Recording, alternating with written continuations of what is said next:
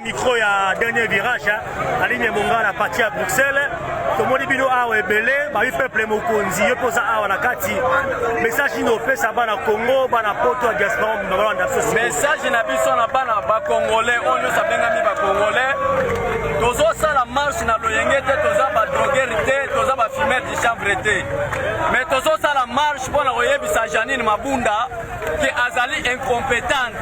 aza mwasi moko azali abongi te kozala président de l'Assemblée nationale.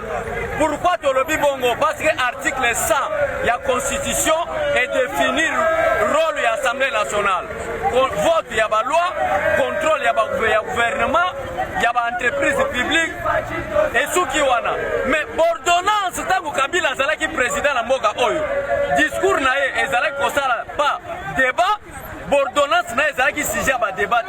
À notre grande surprise, pour le moment que tout autour de Kabila, il n'y avait que des aventuriers, des escrocs, des commerçants qui travaillaient pour l'intérêt de leur famille biologique. Au président de la République a mis par ordonnance. Les lois Janine Mabunda, la qualité, il y a président de l'Assemblée nationale, a dit que l'ordonnance à président de la République est comme un sujet à débat dans l'Assemblée. Or que le président de la présidence de la République est irresponsable devant l'Assemblée nationale, que ce soit le Sénat. Il n'y a pas la de revendiquer que Janine Mabunda soit à démissionner, soit de mémailler la Cour constitutionnelle, parce que comme déjà acte moko, il y a infraction papa journaliste.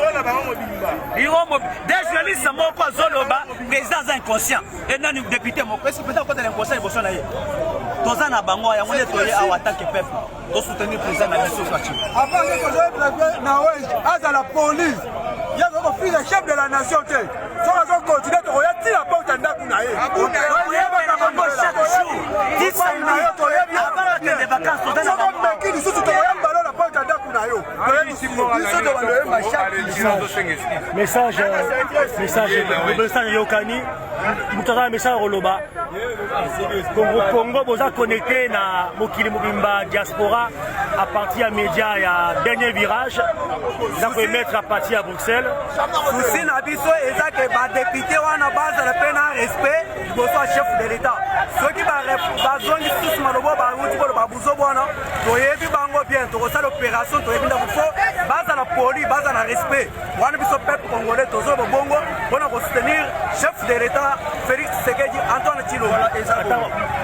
moment on a tiré parce que pas bon même ni ngambira ba député abwanyi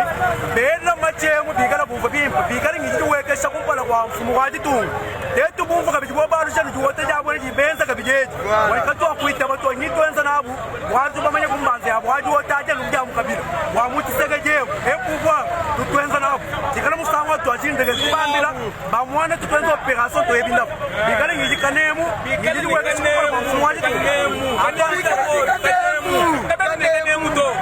Bangishilano kuri chef wabo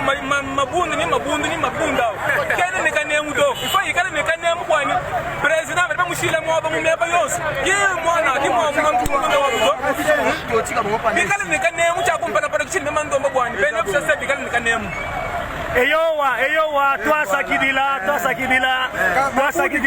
bye balengela papa soki bango bakolo baka mabe kaka mpona président na biso bakozala mpe na kimia te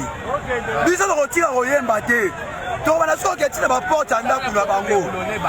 nde baza wana bango babongisa maloba mpona président aza quand même président quand même respect fo ezala soki respect bazomaloba mpona président biso fati bakozala mpe na